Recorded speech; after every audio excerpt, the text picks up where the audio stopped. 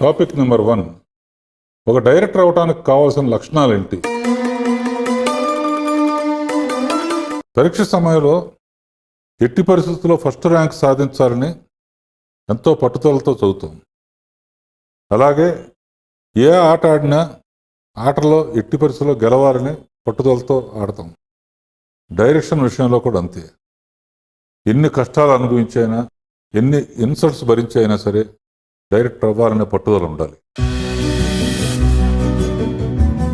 పట్టుదలతో పాటు ఒక డైరెక్టర్కి 100% కావాల్సింది క్రియేటివిటీ.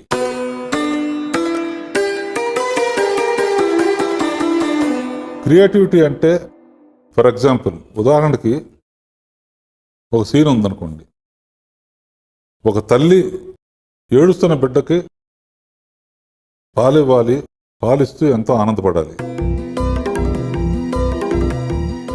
సీన్ అంతవరకే తీసి ఊరుకోకుండా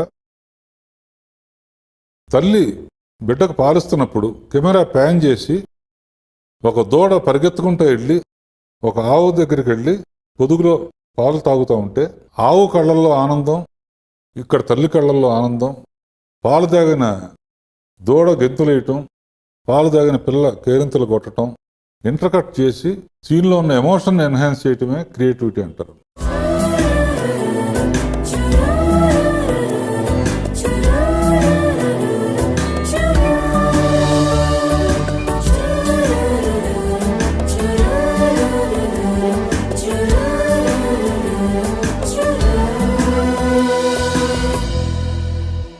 ఒక అసిస్టెంట్ డైరెక్టర్గా స్టోరీ డిస్కషన్లో కూర్చున్నప్పుడు రచయిత కథ చెప్తున్నప్పుడు ఒక పక్కన కథ శ్రద్ధగా వింటూ ఇంకో పక్క దృశ్యం ఊహించుకోగలగాలి. అంటే మన మైండ్లోనే అలా ఒక స్టోరీ బోర్డ్ వేసుకోవాలన్నమాట.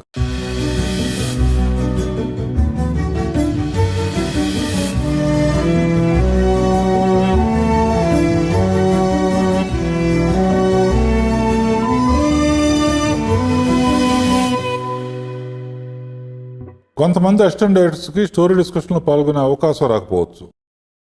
అప్పుడు ఏం చేయాలంటే, మర్నాడు తీయబోయే సీన్ మీ చేతికి వచ్చినప్పుడు ఓ పక్కన యాక్షను కావాల్సిన ప్రాపర్టీస్ రాసి ఉంటాయి. అసిస్టెంట్ డైరెక్టర్గా మీరు చేసే పనులు మీరు చేస్తూ సీన్ గురించి డీటెయిల్డ్గా చదువుకోవాలి.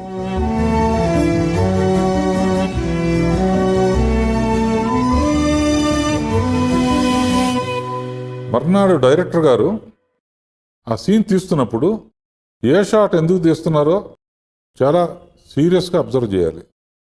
సపోజ్ డైరెక్టర్ గారు ఆ సీన్ని 32 షాట్లు తీశారనుకోండి. తర్వాత ఇంటికి వెళ్ళిన తర్వాత పొద్దున్న తీసిన షాట్స్ అన్నీ నీ మైండ్లోనే ఎడిట్ చేసుకుని ఒకదాని తర్వాత ఒకటి ఆర్డర్లో పెట్టుకుని టోటల్ సీన్ని దృశ్యంగా చూడగలగాలి. ఇక్కడే ఉంది అసలు విషయం. పొద్దున డైరెక్టర్ గారు తీసిన సీను నేనైతే ఎలా తీస్తానని ఊహించుకోవాలి.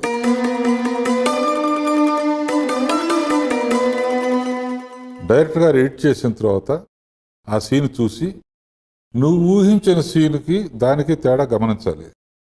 డెఫినెట్గా డైరెక్టర్ గారు తీసిన సీన్ బాగుంటే నువ్వు ఊహించిన దాంట్లో ఉన్న తప్పేంటో ఆటోమేటిక్గా నీకు అర్థమవుతుంది.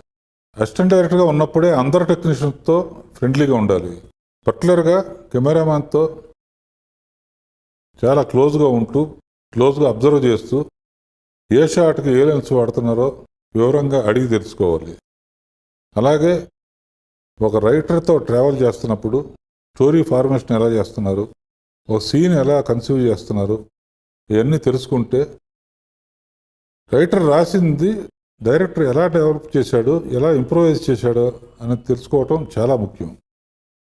ఇలా మ్యూజిక్ డైరెక్టర్తో, ఎడిటర్తో, ఆర్ట్ డైరెక్టర్తో, మిగతా అందరు టెక్నీషియన్స్తో క్లోజ్గా అన్ని విషయాలు అబ్జర్వ్ చేసుకుంటూ ఉంటే డైరెక్టర్ అయిన తర్వాత అన్ని డిపార్ట్మెంట్స్ మీద ఫుల్ కమాండ్ ఉంటుంది.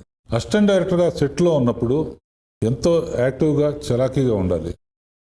ప్రొడ్యూసర్ దృష్టిలో ఆర్టిస్టులు, టెక్నీషియన్స్ అందరూ ఈ కుర్రాడు ఎవడో చాలా యాక్టివ్గా ఉన్నాడు, తప్పకుండా పైకి వస్తాడని బ్లెస్ చేస్తున్నప్పుడు నీలో కాన్ఫిడెన్స్ లెవెల్ చాలా పెరుగుతుంది.